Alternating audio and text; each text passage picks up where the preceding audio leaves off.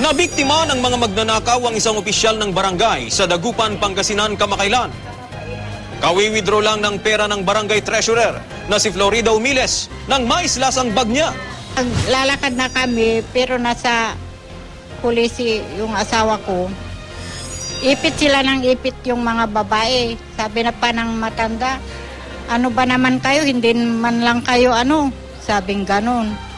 Yung pala, inaano na itong bag. So, yung kasama niyang lalaki matanda, nagsisigaw, nandun ang dalawang post enforcers natin.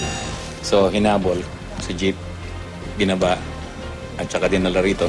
Honorarium daw para sa iba pang opisyal ng barangay ang mahigit 50,000 pisong dala niya.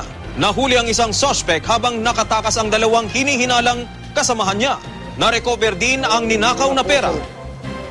Ang nahuling suspect, tinangka pa raw manuhol sa mga umaresto sa kanya para palayain siya. Kailangan ko lang kasi ng pera.